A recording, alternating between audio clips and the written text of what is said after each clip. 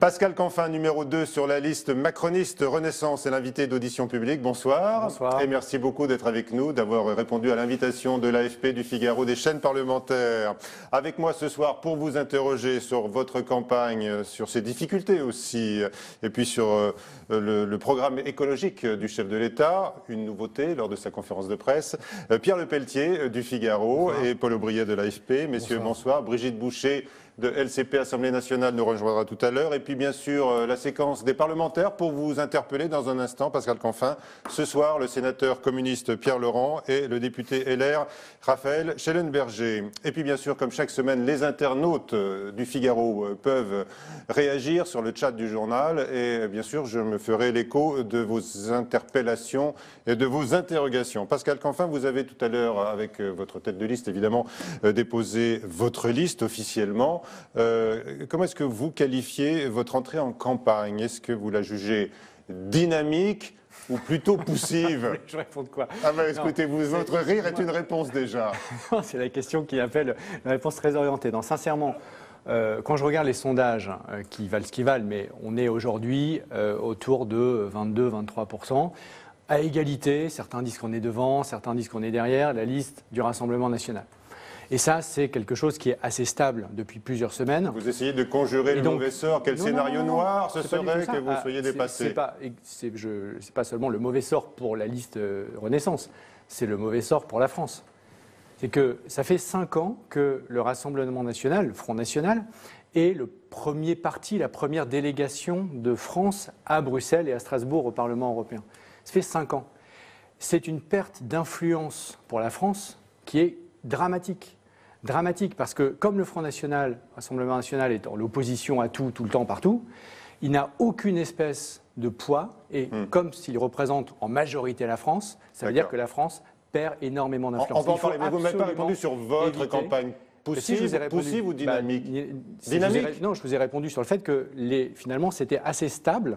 Moi, je ne suis pas là pour faire la langue de bois, je ne vais pas vous dire que tout va bien, quand tout ne va pas bien, et inversement. C'est juste que vous dire que ça fait, quand on regarde les sondages et les enquêtes d'opinion, c'est ce que pensent les Français, il y a aujourd'hui un duel entre le Rassemblement national d'un côté et la liste Renaissance de l'autre. Et la vraie question politique de ces élections, c'est de savoir qui va gagner à la fin. Est-ce que ce sera de nouveau, comme en 2014, le Front national, une perte pour la France, ou est-ce qu'enfin, on pourra peser davantage au Parlement européen pour transformer l'Europe de l'intérieur? C'est évidemment notre volonté. Alors le duo, c'est celui que vous formez avec Nathalie Loiseau. Absolument. Question, Pierre. Alors, merci. La campagne de Nathalie Loiseau commence à être marquée par plusieurs polémiques. Il y en a une la semaine dernière où Mediapart révélait son nom a figuré sur une liste d'un syndicat d'extrême droite lors de ses années étudiantes à Sciences Po. Est-ce que finalement cet épisode-là ne remet pas en cause sa légitimité dans ce combat que vous venez de décrire contre le Rassemblement national? Vous savez, si ce que Nathalie Loiseau a fait il y a 35 ans avait un impact sur ce qu'elle est aujourd'hui, si ça disait quelque chose de ce qu'elle est aujourd'hui, alors oui, vous auriez raison. Mais ce qu'elle a fait il y a 35 ans, moi j'avais 10 ans, si ça n'a aucun impact, si ça ne change rien à ce qu'elle fait aujourd'hui, à ses convictions, à ses valeurs, à son engagement d'aujourd'hui, bah voilà, je ne sais pas ce que vous faisiez il y a 35 ans, moi j'avais 10 ans, etc. Que paradoxalement, ça renforce aujourd'hui sa capacité de résistance à l'extrême droite. Aujourd'hui, je peux, parce que je la côtoie tous les jours, je peux témoigner de son engagement absolu, sans faille, sans limite, à combattre l'extrême droite, non seulement en France, mais en Europe. Et c'est ça qui m'intéresse dans Nathalie Loiseau aujourd'hui. Ce n'est pas son parcours d'il y a 35 ans quand chacun faisait ses choix. On est d'accord que ça fait tâche quand même. Ça peut faire ça ferait tâche si ça disait quelque chose d'aujourd'hui. Ça ne dit rien de ce qu'elle est aujourd'hui et je peux vous témoigner devant vous, devant les auditeurs et les téléspectateurs, du fait qu'aujourd'hui, il n'y a aucune ambiguïté sur l'engagement de Nathalie Loiseau. Aujourd'hui, Pascal Canfin, vous déposez la liste, mais toujours pas de programme. Le programme, il viendra le 9 mai, a priori, 15 jours avant les élections, avant le scrutin, c'est pas un peu court, ça? Oui, certes, mais 15 jours avant. Tous les autres partis ont présenté leur programme, pas vous. Alors, je ne vais pas me cacher derrière mon petit doigt, il y avait un problème de cohérence avec les annonces du grand débat, enfin de sortie du grand débat par le président de la République. C'est pour ça que le programme a été retardé. C'est évidemment pour ça qu'on l'a décalé de quelques jours, parce qu'on n'allait pas sortir les mêmes semaines notre programme sur les européennes quand l'attention était focalisée sur les annonces du grand débat. Maintenant, la journée de l'Europe, c'est symbolique, d'une part, et d'autre part, on peut parler du programme, on ne va pas attendre le 9 mai, puisque nous avons déjà dit publiquement ce que nous allions défendre, et on va y revenir, je l'espère, sur les questions environnementales. On a déjà dit ce qu'on allait défendre sur les questions sociales, et puis il y a déjà plein de choses qui sont dans le débat, sur la lutte contre les paradis fiscaux, sur le budget pour la zone euro, sur le droit d'asile européen, etc. Sur l'immigration, sur la maison France et la maison Europe, parce que ça c'était nouveau dans le discours, dans la conférence de presse du chef de l'État, ça vous le prenez également à votre compte. La prise en compte du rejet de l'immigration. Alors justement, ce qui est intéressant, évoqué par le chef de l'État. Est-ce que vous approuvez ce qu'il a dit là également sur ce terrain-là? Parce qu'on a l'impression que là, il s'inspirait plutôt de M. Bellamy. Dans le grand débat, ce n'est pas un sujet qui est revenu en tête des priorités des Français. Sauf que le chef de l'État en a parlé la semaine dernière. D'accord, mais je réponds à votre question. Ça, c'est intéressant. Parce que ça veut dire que contrairement à ce qu'on voudrait nous faire croire, il n'y a pas d'hystérie collective dans le pays autour de ce sujet. Et vous avez des centaines d'exemples sur les territoires, dans des villes petites, moyennes, voire dans des villages, où vous avez de l'accueil de réfugiés, syriens, afghans ou autres, qui se passe très bien. Oui, mais le chef de l'État, vous avez attendu Emmanuel Macron pour votre programme.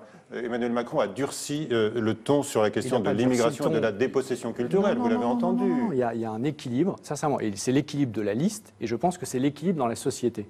C'est-à-dire, on n'hystérise pas ce sujet.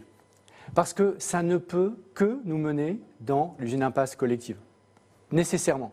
Mais on n'est pas non plus des naïfs disant il suffit d'ouvrir les frontières, il n'y a qu'un faucon, tout va bien, il n'y a pas de problème. Non, on défend nos valeurs. Nos valeurs, elles sont sur le droit d'asile. Et je peux vous faire des propositions concrètes sur le sujet. Vous défendez aussi les frontières. Et on défend les frontières. Et on défend les frontières. Et c'est le point d'équilibre qui est le bon en France, qui est le bon politiquement pour continuer à vivre ensemble avec une identité ouverte sur le monde, mais quand même, clairement, on ne rentre pas n'importe comment dans un pays, quel qu'il soit, y compris la France. Il n'y aurait aucune raison qu'on ne soit une exception dans le monde. Et ça, on le fait de manière sereine. Et je crois que c'est vraiment ça l'essentiel. C'est que le débat sur l'immigration, si vous l'hystérisez, quelle que soit la position que vous prenez, de toute façon, c'est perdant pour construire une bonne solution collective. Pierre, vous parliez de la fin du grand débat. Il y a un des thèmes qui est finalement peu revenu dans la bouche du président jeudi dernier, c'est l'écologie. Est-ce que vous pensez qu'on aurait pu aller plus loin encore? Alors moi je pense par construction, parce que c'est le combat de ma vie avec la construction européenne, qu'il faut aller plus loin, bien évidemment. Et puis parce que tous les scientifiques du monde, tous les climatologues, nous disent attention, on est en train de rater l'objectif et de perdre la bataille. Donc oui, il faut aller plus loin. Et aucun gouvernement au monde n'en fait assez. Aucun. Y compris en France. Mais maintenant, ce qui est intéressant, c'est... Y compris en France. Bien sûr, y compris en France. On n'en fait évidemment pas assez. La question est de savoir... Le pays de l'accord de Paris n'en fait pas assez. Le pays de l'accord de Paris n'en fait pas assez. Et c'était vrai sous François Hollande, c'était aussi vrai avant l'accord de Paris sous Nicolas Sarkozy, et c'est vrai aujourd'hui sous Emmanuel Macron, c'est vrai. Par contre, la question est de savoir si on est parmi les meilleurs dans un contexte où personne n'en fait assez, quelle que soit la couleur politique du gouvernement, d'accord, de gauche, de droite, du centre, ou est-ce qu'on est parmi les plus mauvais élèves? Et là, je vous ai apporté un tableau que je trouve très intéressant parce que c'est une analyse qui est faite par ce qu'on appelle le réseau Action Climat européen, donc l'association, le collectif des associations environnementales européennes. Alors montrez-le. On n'est pas dans un jeu de politicienne française. Et on voit quoi? On voit que, c'est ce que je viens de vous dire, aucun pays ne fait ce qu'il faut faire, 100%. Aucun, personne. Par contre, la France est 3e, 4e, puisque là c'est le premier, dans le 3e pays, top 3, Suède, Portugal, France. Ça veut dire que les associations environnementales européennes, c'est pas moi, disent la France est aujourd'hui le 3e pays en Europe de par son ambition environnementale et ses politiques environnementales. Donc oui, ça n'est pas assez. Et je ne vous dirai jamais que c'est assez, parce qu'il faut toujours aller plus loin. Mais on est parmi les plus actifs et les plus ambitieux en Europe. Ce n'est pas moi qui le dis, ce sont les associations environnementales. C'est ça la réalité. Les associations, en tout et pour tout, sur l'écologie. Sur l'écologie, naturellement. Non, parce qu'il y a trois mesures. Il y a 3 mesures fondamentales qui n'ont pas forcément été appréciées à leur juste valeur. Par les associations, et à leur justement. Portée. En partie par les associations. Et donc je suis là aussi pour expliquer cette mesure. Mais quand on dézoome d'une mesure, les 3 qui ont été annoncées. La première, elle n'est pas seulement écologique, mais elle est fondamentale. C'est la suppression des grands corps. Je reviens là-dessus. L'État aujourd'hui, le fonctionnement de l'État, est complètement capturé par une élite qui est extraordinairement homogène sur le plan social, d'accord, qui représente une toute petite partie de la société française, très parisienne et même au sein de Paris, les quelques arrondissements. Sont un frein à la transition et je écologique. pense, non, pas du tout, je vais y venir. Je pense que si on veut construire de l'innovation, si on veut faire monter les solutions qui existent sur le territoire, sur les territoires, dans les régions, sur les questions environnementales, dans les banlieues, sur l'isolation des pavillons de banlieue, etc. Toutes choses que les collectivités locales portent fortement, mais qui ne changent pas d'échelle. Pourquoi? Parce que vous avez là une énorme zone de conservation de l'existant. Bon, d'accord, les deux autres mesures. Ah mais c'est important. Oui, là, non mais vous me dites d'accord. Aucun gouvernement en France, aucun, ne s'était attaqué à ce que les Français ne voient pas nécessairement. Tirés au sort, c'est ça que non, ça c'est la deuxième mesure. Ne voient pas nécessairement. Les Français ne voient pas nécessairement quand on parle de l'inspection générale des finances, des grands corps, ils ne savent pas ce que c'est. Mais je peux vous dire, je l'ai vécu de l'intérieur. J'ai été ministre pendant 3 ans. Je peux vous dire à quel point il y a là une force de résistance et que Emmanuel Macron est le premier président à s'y attaquer. Premier élément. Deuxième élément, le Conseil de défense écologique. Conseil de défense écologique, je me permets de vous couper, dont Yannick Jadot dit que c'est prendre les Français pour des imbéciles. Et dont Nicolas Hulot prend la défense, c'était hier sur France 2. C'est François Bayrou et le soutien qui porte des grosses réserves sur ce Conseil. J'ai pas entendu très honnêtement sa réaction. Je vais vous prendre l'écologiste que je connais bien, qui s'appelle Nicolas Hulot. C'est quand il a quitté, comité Théodule, justement, d'abord c'est pas du tout un comité puisque c'est le gouvernement dans sa quintessence, dans son essence, pour transformer le modèle économique, pour aller vers quelque chose de plus écologique. Vous avez aujourd'hui le Conseil de défense, d'accord, qui se réunit une fois par semaine, ministère de l'Intérieur, Premier ministre, ministre des Affaires étrangères et ministre de la Défense. Ce n'est pas un comité Théodule, c'est les 4-5 ministres et le Premier ministre et le Président, bien évidemment, qui sont au cœur de la protection de nos frontières, de la lutte contre le terrorisme, etc. L'enjeu climatique nécessite que l'on réorganise l'État, j'en ai parlé pour les grands corps, et qu'on réorganise aussi la façon dont le gouvernement fonctionne sur ces sujets. Pourquoi? Parce que l'écologie, c'est transversal. Ça ne peut pas être juste un ministère, le ministère de la Transition écologique et solidaire en l'occurrence. Qui peut imaginer qu'on puisse faire vraiment la transition écologique si Bercy n'est pas à bord? Ministre de l'économie, ministre des finances, ministre de l'agriculture, ministre du logement, ministre des transports, etc. Et donc ce Conseil de défense écologique, ça va permettre de rassembler les 10-15 acteurs clés, la Caisse des dépôts, les opérateurs publics, l'ADEME, etc., avec les 4 ou 5 ministères clés. Et là, à ce moment-là, on va réussir à gagner la bataille qu'aucun gouvernement n'a réussi à gagner jusqu'à présent. Mais on est le premier au monde à faire ça. Quand Nicolas Hulot, donnez-moi un autre exemple. Non, c'est pas une institution, c'est le gouvernement. C'est pas une nouvelle institution, c'est le fonctionnement du gouvernement. Un nouveau conseil, un nouvel organe. Non. Le conseil de défense et le gouvernement, il existe. Le Conseil de défense écologique, on est le premier pays au monde à dire on va réorganiser la façon dont on fonctionne parce qu'on n'y arrive pas à la hauteur de l'enjeu aujourd'hui. Et la troisième mesure que vous vouliez Et la troisième mesure, c'est le Conseil de la participation citoyenne. Et là, qu'est-ce que c'est? C'est de dire, on prend 150 citoyens tirés au sort, représentatifs de la société française, et ce qui en sortira sera soumis au vote de l'Assemblée nationale et du Parlement ou à un référendum. Vous avez tellement de sans fougue, phare. Pascal Canfin. Merci de le reconnaître. Je reconnais votre fougue. Et ma passion. Et ma passion. Et votre passion. C'est vous qui les avez soufflés au chef de l'État, non? Parce qu'il ça a pu m'arriver d'en discuter. Vous l'avouez. Et effectivement, j'ai proposé ces mesures, mais pas tout seul. Avec Emmanuel Vargon, avec Nicolas Hulot, avec François de Rugy. Parce que moi, je crois à l'action collective, Monsieur Grossior. Jamais à l'action individuelle. Paul? Pour en revenir aux enjeux de la campagne et de vos concurrents notamment, c'est Raphaël Glucksmann. C'est intéressant parce que ça, c'est pas un enjeu, par exemple. Non, de la campagne des européennes. C'était très bien. Pour en revenir à l'enjeu de la campagne européenne. Parce qu'ils font des propositions. À l'échelon continental. Raphaël Glucksmann propose un impôt de 1 à 5% sur les bénéfices des sociétés et puis une taxe sur le kérosène pour les vols intra-européens. Selon lui, ça permettrait de rapporter 1 000 milliards d'euros qui financeraient précisément les budgets nécessaires pour les projets environnementaux. Ça va dans le bon sens, selon vous? C'est la bonne solution, c'est les bonnes idées. Ça va dans le bon sens, mais ce n'est pas forcément la voie la plus facile et donc la plus efficace. Moi, si je suis revenu en politique, j'ai fait le choix de l'efficacité. L'efficacité, c'est d'abord d'être sur la liste qui, je l'espère, gagnera et qui donc emportera le plus de députés européens, qui pourra peser au maximum au Parlement européen. Tout le monde veut faire le meilleur score. Oui, mais enfin, quand vous êtes à 3, à 4, à 5, etc., on voit bien que votre capacité à peser demain est quand même plus limitée. Tout le monde va être le plus écolo, vous avez vu? Tant mieux. Alors ça, pour le coup, si je peux me permettre de répondre à cette petite question. Petite digression rapide, pour répondre à la question de Paul. L'écologie, c'est un bien commun. Ça appartient à tout le monde, donc ça n'appartient à personne. Donc moi, je me réjouis que les énergies s'additionnent. Je me réjouis même le localisme défendu par le Rassemblement national vous plaît? Si c'était sincère, oui. Mais quand je vois les alliés du Front National, quand je vois que tout ce qu'ils défendent au niveau international.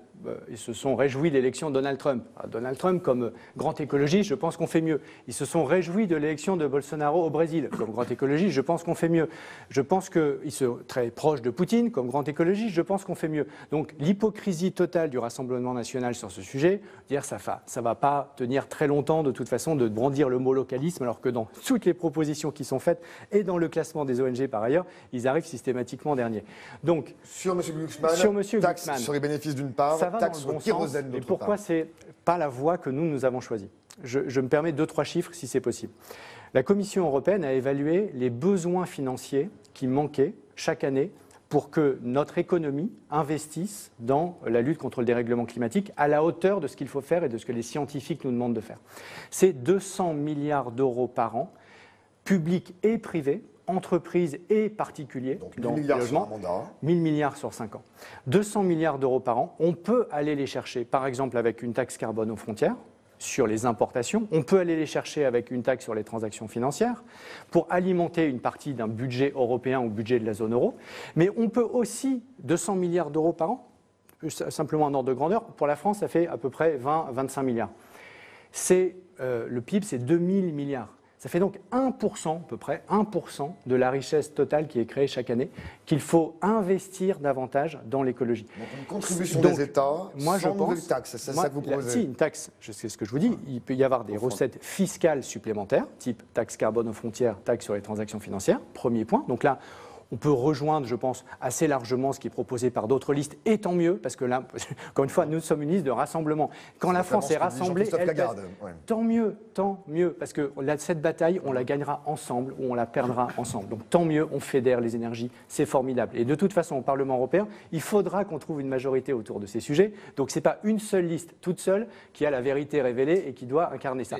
Tant mieux si ça recoupe d'autres propositions. Par contre, pour financer ces 20 milliards de plus d'investissements dans l'économie, il faut mobiliser différentes énergies. En France, la Caisse des dépôts, en Europe, la Banque européenne d'investissement. Et c'est pour ça que notre proposition principale sur l'écologie en Europe, c'est de créer une banque européenne sur le climat qui permettra de levier cet argent, qui ensuite va arriver dans les entreprises, dans les PME, dans les infrastructures, dans les ménages, pour transformer notre modèle économique. Est-ce que vous considérez que votre liste Renaissance est quelque part la plus pragmatique en termes d'écologie?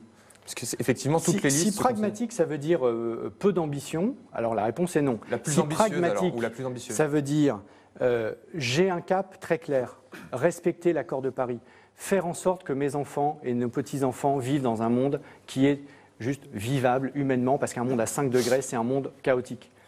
Si c'est ça l'ambition, oui, c'est ça notre ambition. Mais pour y arriver, par exemple, on pense qu'on n'a pas besoin de changer les traités européens comme Jean-Luc Mélenchon. Parce que sinon, c'est-à-dire que le premier combat, c'est d'abord de sortir du capitalisme et de changer les traités européens. Puis quand on aura fait ça, alors on pourra commencer à lutter contre le dérèglement climatique. Ça, pour le coup, c'est totalement non pragmatique et finalement totalement non ambitieux. Parce que ça veut dire qu'on passe à côté de la vraie bataille. Et la bataille, vous le savez très bien, tous les scientifiques le disent, elle se joue maintenant. Donc oui, le pragmatisme comme élément de l'ambition. Pascal Canfin, on a appris aujourd'hui que tous les candidats de la liste Renaissance avaient signé un engagement à d'abord siéger dans le même groupe au Parlement européen. Ce sera où? Ce sera avec les Verts, avec les libéraux, avec DE? Avec les Verts, ce sera un groupe que nous allons créer avec des délégations nationales qui sont aujourd'hui membres du groupe des libéraux et des démocrates ou d'autres qui ne sont pas membres aujourd'hui du groupe mais qui arriveront de manière nouvelle au Parlement européen. On va ensuite constituer ce groupe central parce que la nouvelle donne, et ça les Français doivent le comprendre, c'est important, ça fait 40 ans que le Parlement européen est co-géré par les socialistes et les conservateurs, ensemble, 40 ans. Ils ont la majorité à eux deux, donc ils se répartissent les postes et basta.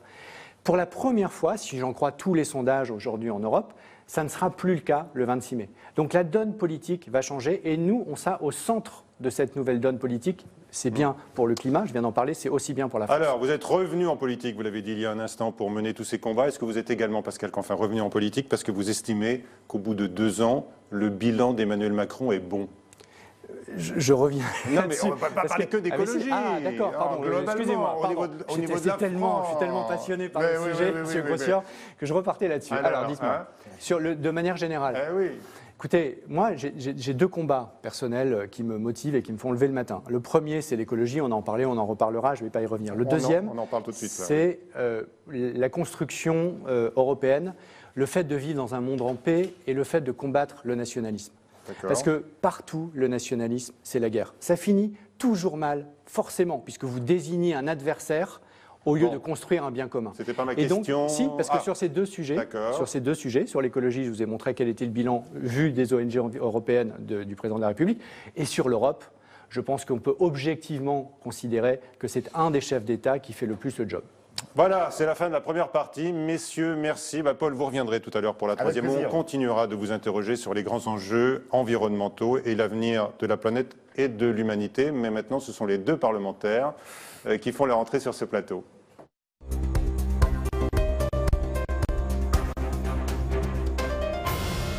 Parlementaires, les voici. Donc Pierre Laurent, sénateur communiste de Paris. Bonsoir. Bonsoir. Et à vos côtés, Raphaël Schellenberger, député LR du Haut-Rhin. Bonsoir. Bonsoir. Bonsoir à tous les deux. Une question d'un internaute du Figaro pour vous, Pascal Canfin.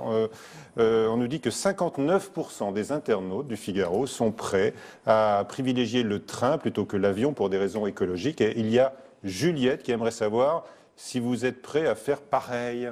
C'est déjà ce que je fais. Donc je suis d'autant plus prêt à faire pareil que je le fais déjà. J'ai noté qu'en Suède, qui est un des pays les plus avancés en Europe sur ces sujets, vous avez aujourd'hui un mouvement qui s'appelle « J'ai honte de prendre l'avion », qui a fait baisser de près de 5 à 10 points, je crois, la part de marché de l'avion au bénéfice du train. Mais vous avez honte de prendre l'avion? Non, mais quand c'est nécessaire, ok, mais quand on peut faire autrement, sincèrement, c'est vrai que je vois encore des gens qui font Paris-Bordeaux en avion. Avec 2 heures de TGV, je pense que le fait de prendre le train plutôt que l'avion, c'est un acte qui ne coûte pas si cher que ça en temps, voire même pas du tout, et qui a un impact immédiat sur l'environnement. Vous connaissez l'impact de toutes ces nuisances sur le climat. Quel est le poids de l'aérien dans les émissions de CO2? C'est entre 3 et 4%. Oui, donc c'est très peu. C'est-à-dire que on dit même entre 2 et 3%. Hein. Non, parce que, enfin bon, on ne va pas parler là maintenant du forçage radiatif des émissions en haute atmosphère. Bon. Oh là, Par contre, là, voilà, on va éviter ça. Mais aucun secteur tout seul ne fait plus que 3 ou 4%. C'est l'addition de tout ça. Le numérique, c'est 3 à 4%. Les plastiques, c'est 5%. L'aviation, c'est 3 à 4%. Il n'y a pas de mouvement pour dire on arrête d'être sur les tablettes et les ordinateurs. Non, mais par contre, sur le plastique, oui. Donc oui, c'est en train de changer progressivement. Non, mais sans rentrer dans chacun des secteurs, je pense que cette prise de conscience écologique, elle est là. Elle est quasiment universelle. Pas partagée complètement, mais quasiment. Et je m'en réjouis. Et tant mieux. Et tant mieux si vous l'avez aussi, je n'ai aucun problème. Ce n'est pas un objet de débat politique, c'est un objet d'agrégation des énergies. On va voir quand même, car vous allez être interpellés. Messieurs, vous partagez cette conscience écologique? Sur l'état d'urgence climatique et écologique, absolument. Après, le débat que nous avons, c'est un débat de solutions. D'accord. Et je pense que les solutions qui sont préconisées par la liste que Pascal Canfin a choisi de rallier ne sont pas du tout à la hauteur du problème. En fait, moi je crois que Pascal Canfin fait doublement fausse route. Il a commencé par dire que c'était la bonne liste pour faire face à l'extrême droite. Moi je crois que la montée des extrêmes droites en Europe est l'enfant du libéralisme qu'on a imposé à l'Europe depuis 30 ans. C'est-à-dire qu'à force d'imposer des politiques de destruction des services publics, des politiques d'inégalité, des politiques de captation des richesses, on a provoqué du rejet de l'Europe et aujourd'hui la montée des nationalismes. Et si on continue d'enfermer le débat entre soit les politiques libérales, type Macron, mais en fait celles qui sont menées dans l'Europe aujourd'hui, et l'extrême droite, eh bien on va vers des catastrophes politiques. Donc je pense qu'il faut sortir de ça et il faut faire de la place à des vraies solutions progressistes. Et notamment en matière écologique, on sait bien que face à l'urgence, il faut une autre ambition que ce que nous a présenté le président de la République il y a 3 jours, que vous venez de défendre, mais qui est tout sauf à la hauteur de la situation en matière écologique. Qu'est-ce que je vous dise? Vous savez, il y avait un candidat face à Marine Le Pen, c'était Emmanuel Macron. Aujourd'hui, il y a un duel dans les sondages entre la liste que je représente, Renaissance, et celle du Front National. Donc vous pouvez dire que en fait, il n'y a pas d'opposition. La réalité, il va y avoir 12 listes. Il va y avoir 12 listes. Absolument. Les électeurs ont le choix. Absolument. Et dans les sondages que vous mettez en avant, dans les sondages que vous mettez en avant, il y a moins de 50% des électeurs qui se déterminent pour ces 2 listes. Et il y a aussi des millions d'électeurs qui, pour le moment, se posent la question d'aller voter ou pas. Donc, ouvrons un peu le jeu. Il y a un débat qui ne se réduit pas à choisir soit les listes libérales, soit les listes d'extrême droite. Heureusement, il y a d'autres choix pour l'Europe. Absolument d'autres choix. Absolument. Je constate simplement, Monsieur Laurent, et on lit les mêmes sondages semaine après semaine, donc ils veulent dire quelque chose, c'est qu'il y a deux listes, c'est pas moi qui le décide, c'est les Français, qui sont aujourd'hui au coude à coude, et qu'à la fin, le 26 mai... Ils n'ont pas voté encore. Non, d'accord, mais l'opinion publique, Monsieur Laurent, le 26 mai, il y aura soit une victoire d'une liste progressiste, soit une victoire du Front National. Cette mise en scène, Monsieur Canfin, elle tend à, comme d'ailleurs la stratégie de campagne de la liste sur laquelle vous figurez, à effacer, à voler le choix politique aux Français. On a une élection, on est à 1 mois, la campagne vient seulement de commencer, et vous expliquez que c'est en gros votre liste ou le chaos, tout ça pour une seule raison. Masquer le fait qu'à quelques semaines, vous n'avez pas mis sur le tapis la première proposition, et notamment en matière écologique. Vous êtes en train de sortir un certain nombre de graphiques pour masquer un certain nombre d'incohérences aussi. Vous avez présenté des chiffres intéressants sur la stratégie de la France, historique et héritée d'ailleurs, notamment en matière de politique énergétique, dans son impact à l'échelle européenne d'un point de vue de l'émission de carbone. Pourtant, ça c'est pour masquer des choix qui sont ceux du gouvernement Hollande, auquel vous avez appartenu, qui sont ceux que poursuit Emmanuel Macron. Je pense par exemple à ces choix énergétiques qui visent à faire tendre notre modèle progressivement vers le modèle allemand, qui est un des plus polluants d'Europe aujourd'hui. C'est-à-dire, c'est le renoncement au nucléaire. C'est le renoncement au nucléaire. Très fort. Vous êtes là aux énergies renouvelables et au charbon. Demain, la France passe une loi qui va fermer les 4 ou 5 centrales au charbon qu'on a en France, et vous dites qu'on est en train de s'orienter vers le modèle allemand où il y a encore beaucoup de charbon. Vous avez accepté la soumission, notamment sur la politique nucléaire de nos camarades et amis allemands, que, en tant que député d'une circonscription frontalière, je connais bien, mais qui ont la circonscription de Fessenheim, c'est ça ? Tout à fait, parce que c'est ça qui est pas bien. Justement, j'attends, Monsieur Canfin, que dans le discours européen, on puisse mettre sur la table les avantages de notre système et pas cautionner un système énergétique allemand, que ce que vous faites en acceptant leur point de vue unique sur le nucléaire, et pour des raisons qu'on comprend bien de la part des Allemands, qui multiplient l'ouverture des centrales à charbon. Alors, d'accord, on va fermer en France les 4 centrales à charbon, mais vous cautionnez par la même occasion l'ouverture jusqu'en 2035, rendez-vous compte, Monsieur Canfin, des centrales à charbon allemandes, tout ça pour quelques deals électoraux qui ont pu récupérer les votes écologistes. D'abord, la sortie du nucléaire en Allemagne, elle a été décidée par quelqu'un qui s'appelle Angela Merkel, qui appartient à votre famille politique au Parlement européen, la CDU avec les Républicains. Donc, d'accord, n'allez pas comparer, Monsieur Canfin, le système énergétique allemand au système énergétique français. Ça veut bien dire qu'il n'y a pas de soumission à qui que ce soit, et s'il devait y avoir une soumission, ce serait à quelqu'un de votre famille politique. Donc ce serait quand même assez tordu de notre part. Deuxièmement, nous allons fermer, et c'est dans la loi qui est présentée demain au Conseil des ministres, c'est un engagement de longue date du Président de la République, les quelques centrales à charbon qui restent en France. Par ailleurs, contrairement à ce que vous avez dit, le charbon n'augmente pas en Allemagne, le charbon diminue, tous les chiffres officiels le disent, il ne diminue pas assez au regard des enjeux climatiques. C'est d'ailleurs pour ça que l'Allemagne va peut-être, à cause aussi des voitures, rater sa cible énergétique. Le système électrique allemand pollue 10 fois plus que le système français. 10 fois plus. Il émet beaucoup plus de gaz à effet de serre, absolument. Et c'est pour ça que le sujet nucléaire... Donc vous reconnaissez l'avantage du nucléaire en France. Mais je n'ai jamais dit, Monsieur Grossia, Monsieur le député, je n'ai jamais dit que le nucléaire émettait des gaz à effet de serre. Jamais, vous ne trouverez jamais aucune déclaration de ce niveau. Vous travaillez à la déconstruction d'un système vertueux d'un point de vue d'émission de gaz à effet de serre. Dans votre vision du monde, il n'y aurait que le charbon d'un côté et le nucléaire de l'autre. Vous oubliez un élément qui s'appelle les énergies renouvelables. Aujourd'hui, la première... intermittente et dont on ne sait pas gérer l'impact massif sur les réseaux. Bien sûr, la première source d'énergie en Allemagne, c'est passé l'année dernière pour la première fois, donc le changement est en train de s'opérer, devant le charbon, 40%, ce sont les énergies renouvelables. Vous croyez vraiment, avec la puissance industrielle allemande, avec le savoir-faire allemand, avec la compétence technique des ingénieurs allemands, qu'ils mettraient tous leurs œufs dans un panier qui serait aussi percé et aussi pourri que celui que vous décrivez? Stocker l'électricité, c'est ça. Mais bien sûr, mais on est déjà en train de le faire. Un des grands champions du stockage, c'est précisément Air Liquide, c'est une boîte française qui teste où ces innovations sur le stockage de l'énergie, où est-ce qu'ils le font?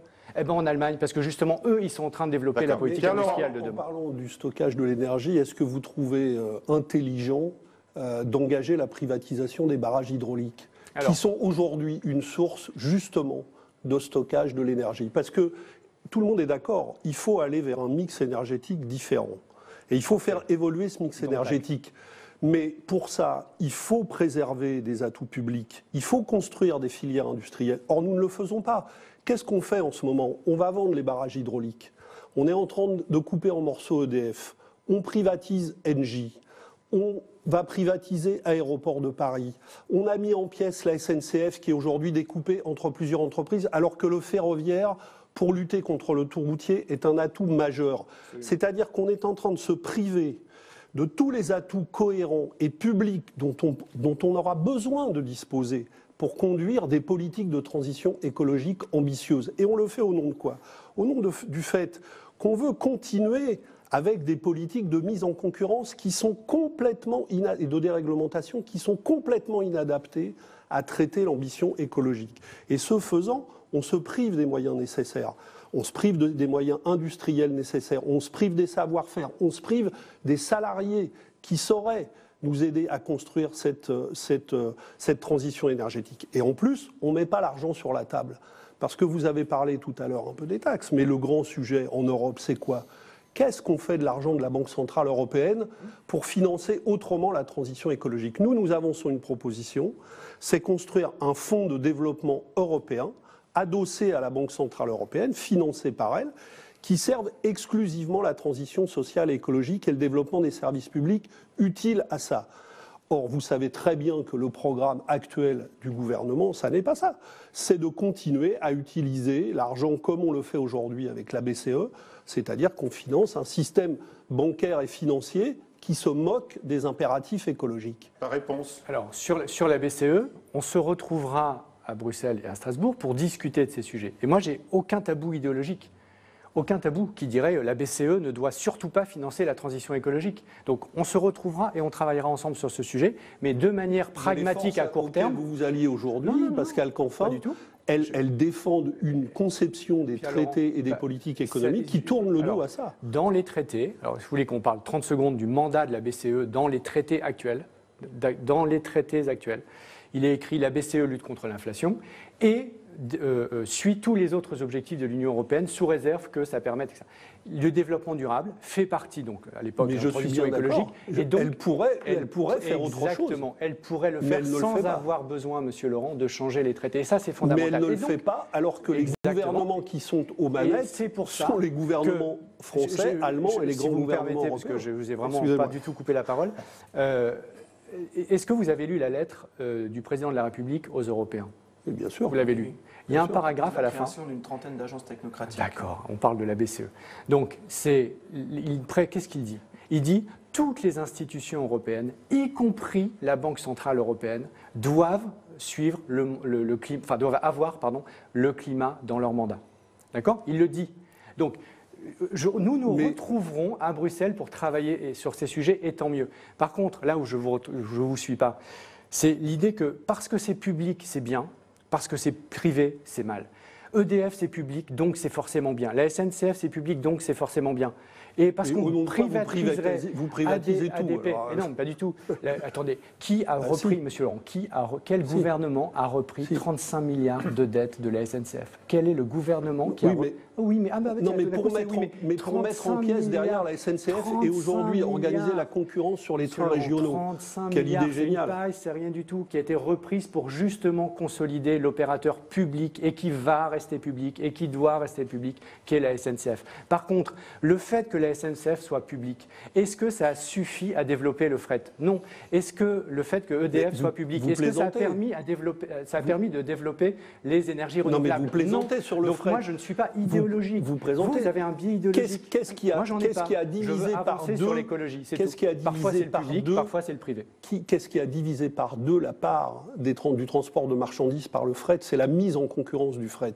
Quand on a décidé la mise en concurrence du fret, la part du fret transporté par la SNCF s'est effondrée. Alors, Oui, Monsieur le député, parce que la SNCF n'est prendre la justement parole, mais pas en fait, du tout ce que à vous la dites, pointe sur ce sujet. Pascal Canfin, si j'entends votre divergence idéologique, c'est que vous estimez que le capitalisme, le marché, les entreprises privées, le capitalisme peut être au cœur de la transition écologique. Le leader mondial de l'efficacité énergétique, des technologies d'efficacité énergétique, c'est Schneider, boîte française. Le leader mondial de l'hydrogène demain, Air Liquide, boîte française, privée.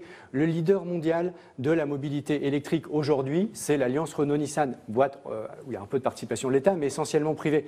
Ce n'est pas des boîtes publiques. Et puis si je prends de l'autre côté, Gazprom, russe, public, 100% public, grand leader de la transition écologique. Saudi Aramco, saoudien, 100% public, grand leader de la transition écologique. Donc arrêtez, pas d'idéologie, pas d'idéologie. Alors, Raphaël Schellenberger. Mais on est passé un peu vite. On est passé un peu vite sur un élément en citant la lettre d'Emmanuel Macron.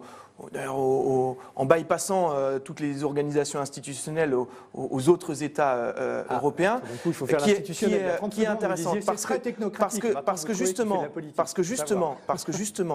dans sa lettre, sous couvert d'une démarche inédite, il défend une organisation dont aujourd'hui ni les Français ni les Européens ne veulent. Il défend la création et la multiplication d'agences technocratiques confiées à une bureaucratie autonomisée dont plus personne ne veut aujourd'hui. Aujourd'hui, les Français, les Européens, ils veulent des responsables, ils veulent des politiques qui agissent. En proposant la création d'agences et en les multipliant, en proposant l'élargissement sans fin à la Roumanie, à l'Albanie, aujourd'hui, Emmanuel Macron propose aux Européens et aux Français une Europe qui est justement celle dont on ne veut plus, qui est justement celle qui ne fonctionne plus. Aujourd'hui, il faut être clair, il faut une Europe qui sache dire qui elle est, quelles sont ses limites, et qui redevienne une Europe politique pour que les choix des citoyens soient opérants. Ce n'est pas du tout ce que vous proposez avec la multiplication des agences bureaucratiques qui figurent dans la lettre d'Emmanuel Macron. L'agence qui autorise les médicaments mis sur le marché, vous trouvez que c'est technocratique ou vous trouvez que c'est sain que ce ne soit pas lié aux politiques? Répondez-moi. Répondez-moi. C'est un exemple très concret. C'est un exemple très concret. Mais quand vous proposez sur les questions énergétiques de multiplier les agences, alors que c'est justement des choix politiques qui doivent être faits, là vous citez un autre exemple qui est beaucoup moins arrangeant pour votre démonstration. Pas du tout. Écoutez, si vous voulez justement que les choses ne soient pas en permanence politisées par des intérêts nationaux, parfois il faut savoir effectivement confier à une autorité, par exemple, politisé. Non, le politique, c'est mettre en œuvre les choix des citoyens. Bien sûr, mais et ça, c'est quelque chose que vous ne proposez pas avec la nouvelle organisation institutionnelle qui est toujours plus de bureaucratie, toujours plus de ce qui ne fonctionne pas. Ouais, franchement, je ne suis pas convaincu parce que tous les sujets, on peut les prendre un par un, on ne va pas le faire. À chaque fois, il y a une bonne raison de le faire. On ne développe pas une nouvelle institution pour développer une nouvelle institution. Bien évidemment, je suis comme vous, je n'ai pas envie de payer des impôts pour rien, je suis pour que l'État soit efficace. Pourquoi vous me feriez ce procès? Donc si on le fait, c'est parce qu'on pense que justement, il faut, pour que ça marche dans l'intérêt des Européens, il faut le sortir des jeux qui sont parfois des jeux de marchand de tapis entre les États pour le confier à une autorité indépendante. Par exemple, les médicaments, par exemple, la protection des consommateurs. Par exemple, nous, une des agences qu'on veut créer, c'est l'équivalent de la direction de la répression des fraudes en Europe. Parce que vous avez vu, il y a quelques semaines, en Pologne, vous avez eu un scandale de la viande avariée. Pourquoi ce scandale a été étouffé? D'abord, parce que justement, c'est le gouvernement polonais, parti vos alliés, qui ont étouffé ce scandale. Parce qu'il n'y a pas d'agence indépendante en Pologne. Puis il y a un journal indépendant, heureusement qu'il en reste encore quelques-uns, qui a sorti cette affaire. Et tout d'un coup, il y a la Commission européenne qui a dit « mais attendez, c'est scandaleux ». Et en France, parce qu'on a un système qui est efficace pour la répression des fraudes, on a réussi à faire en sorte que les consommateurs français... Un service public extrêmement efficace. Vous avez raison de le soulever. Donc, vous voyez, ça marche comme ça. Quand c'est politisé, quand c'est derrière les intérêts nationaux et la concurrence, généralement, c'est le consommateur et le citoyen qui perd. Et de la fusion entre Siemens et Alstom, on peut en parler. C'est aussi une volonté de technocratiser.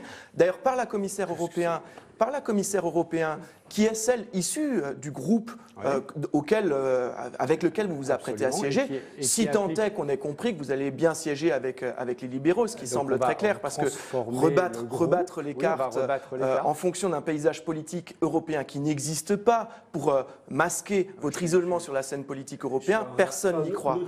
L'un et l'autre, ne tirez pas trop de plomb sur la comète, sur qui gouvernera avec qui, parce que vous risquez le groupe où va siéger les députés de En Marche et les vôtres risquent de continuer à co-gérer ensemble la Commission européenne demain. C'est assez probable. C'est étonnant de dire que la vie politique européenne n'existait pas quand vous faites partie du Parti populaire européen, le plus grand parti. J'ai dit que vous l'expliquez, qui est la majorité au Parlement européen, qui ne sont pas aussi naïfs que vous le croyez, donc le bilan qu'elle correspondra à ce qui vous arrangerait et pas à la réalité. Messieurs, c'est terminé. Vous avez démontré qu'on est effectivement bel et bien en campagne électorale. On a besoin de la démocratie. La campagne se poursuit, le combat des idées aussi. Ce sera difficile quand même de tous vous réunir sur les grands enjeux du climat. Merci beaucoup d'être venu et d'avoir participé à cette audition publique. Merci. Tout de suite, la dernière partie de l'émission avec Brigitte Boucher et le retour de Paul Aubriard.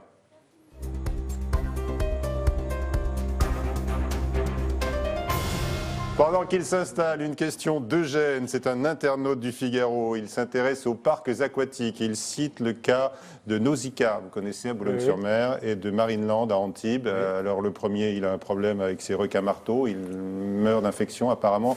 Le second est à nouveau contesté par des associations qui dénoncent les conditions de vie, notamment des dauphins à l'étroit dans leur bassin. Est-ce qu'il faut fermer les parcs aquatiques ?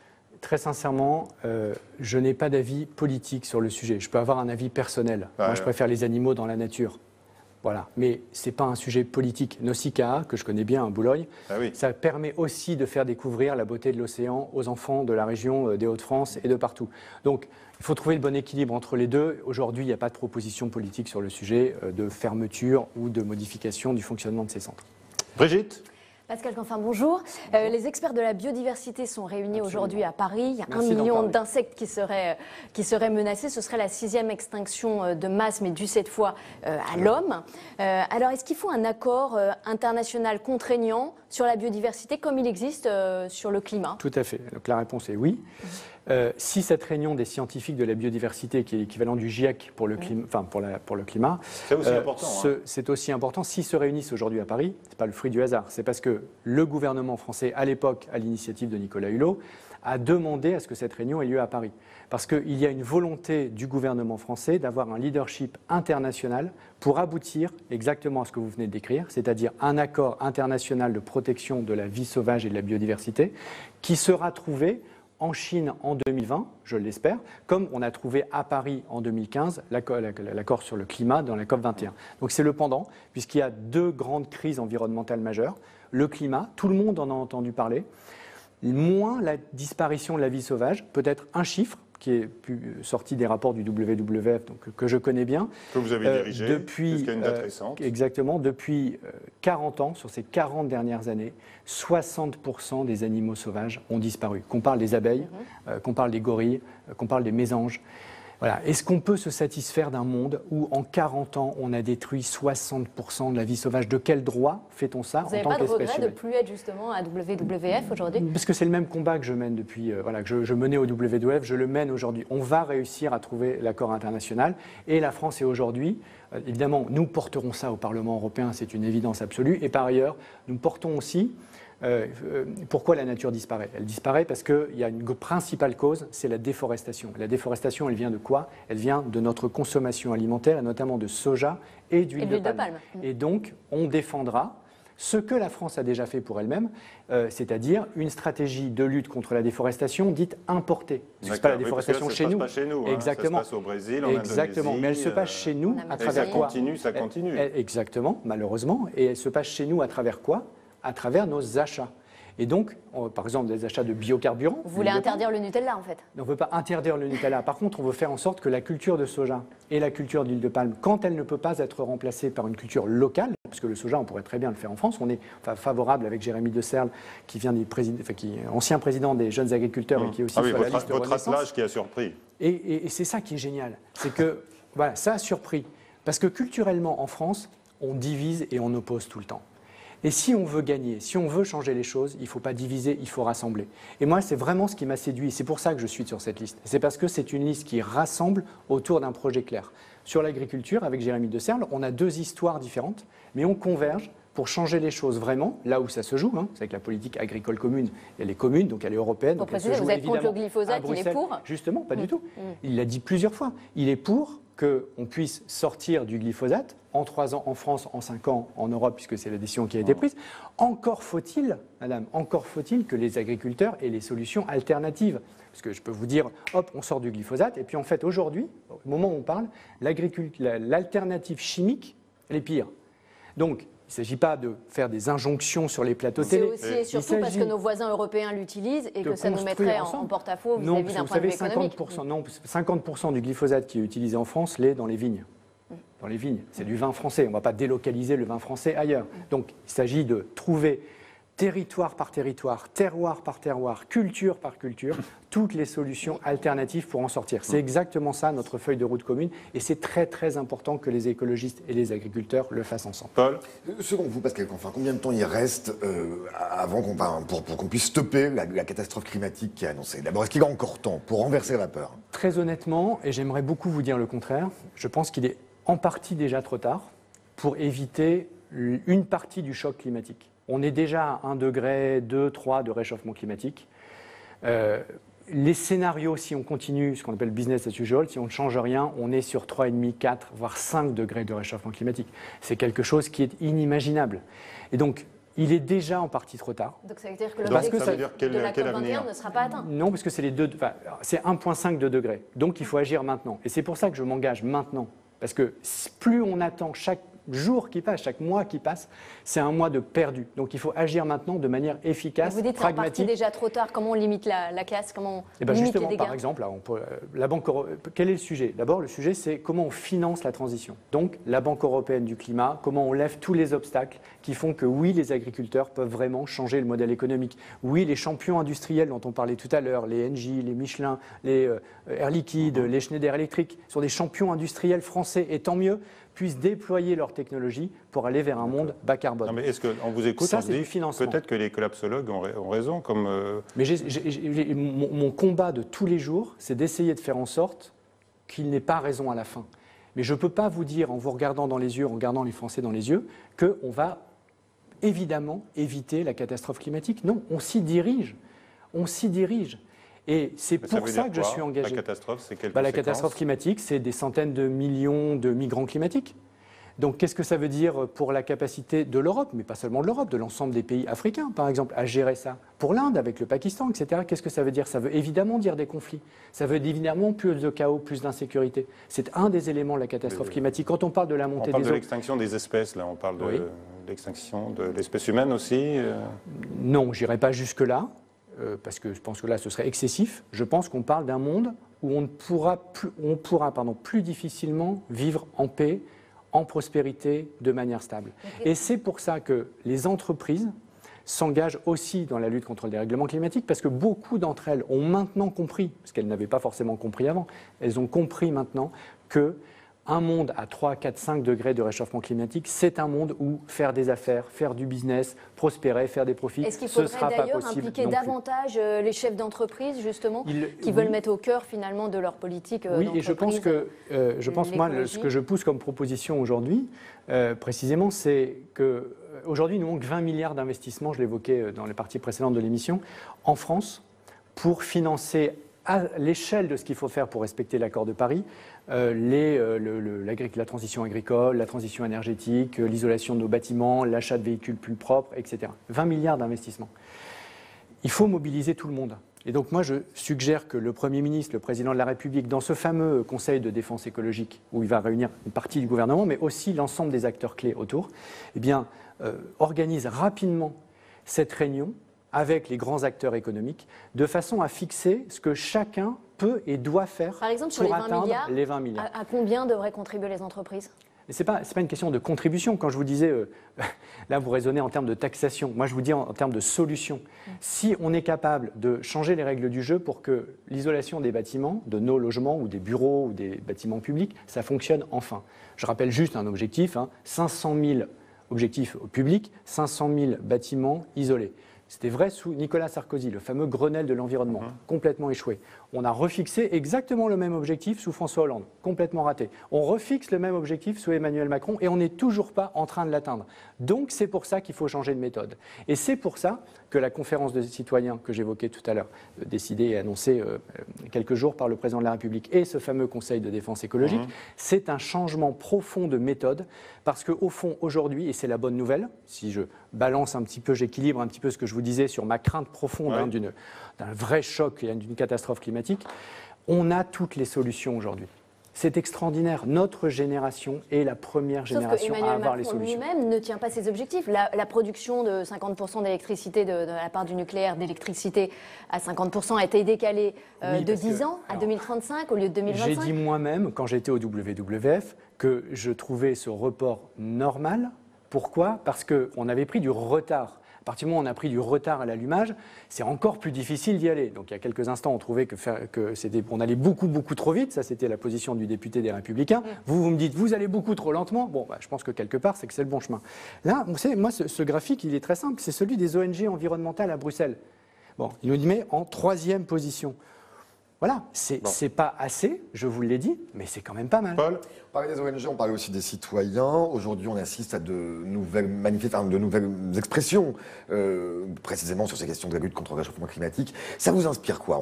On assiste à des radicalités, à des gens qui sont dans la désobéissance civile, c'est ainsi qu'ils se nomment, occupation des banques. Et puis on a aussi ce phénomène nouveau d'une adolescente suédoise, Greta Thunberg, égérie comme ça, mondiale. Vous avez quoi, de la tendresse pour ce genre de choses, de l'intérêt, de la suspicion ? Alors d'abord pour les mouvements un petit peu radicaux. Tendresse ou pas d'ailleurs pour Greta ? Pourquoi ? Parce qu'elle est contestée par certains écologistes qui s'estiment qu'elle est manipulée, par exemple, par l'industrie des énergies alternatives. Je pense par exemple à l'ancienne députée que vous connaissez bien, Isabelle Attard, qui dit ça d'elle, de la Suédoise de 16 ans. Vous voyez, typiquement, c'est intéressant. C'est que on est toujours dans le clivage et la différenciation et la critique, etc. Moi, ça a toujours été ma ligne, j'agrège, j'avance et on fédère et on change les choses. Évidemment, c'est formidable l'appel qu'a lancé Greta. Ça a bougé les lignes. Et évidemment, c'est formidable que la jeunesse se mobilise comme jamais sur ces sujets. C'est extraordinaire, on a besoin de cette énergie.